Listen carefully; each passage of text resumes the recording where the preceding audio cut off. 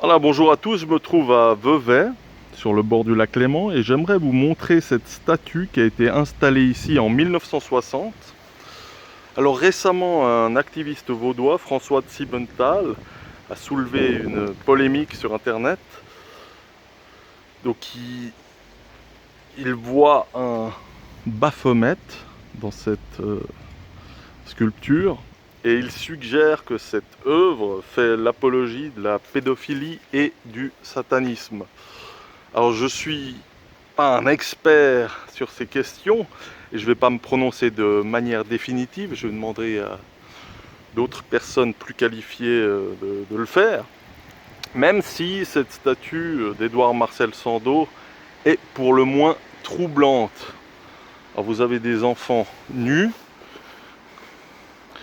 qui chahutent avec un bouc, hein, oui, nus.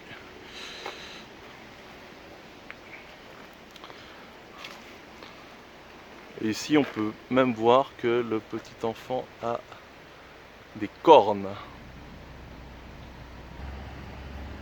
Alors qui était Édouard Marcel Sandeau? Donc c'était un sculpteur, figuriste et animalier et peintre d'aquarelle, né en 1880 à Bâle et mort à Lausanne en 1971. Alors son père, Édouard Sandeau, est le fondateur de la firme chimique puis pharmaceutique Sandeau, qui s'appelle aujourd'hui Novartis et qui est un géant de l'industrie pharmaceutique.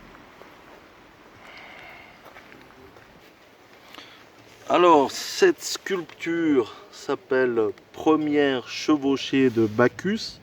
Alors Bacchus est effectivement le dieu de la vigne et du vin dans la mythologie romaine, et il est aussi le dieu de l'ivresse et des débordements.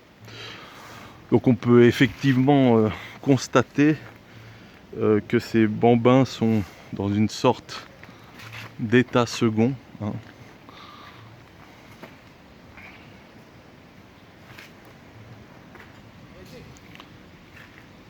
Alors pour ce qui est de Baphomet,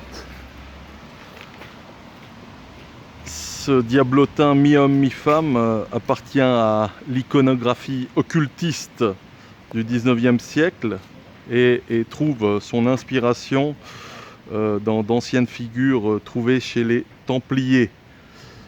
A noter aussi qu'une des voûtes principales de l'église Sainte-Mérie, dans le 4e arrondissement de Paris, est décorée d'un personnage qui ressemble étrangement à celui de Baphomet.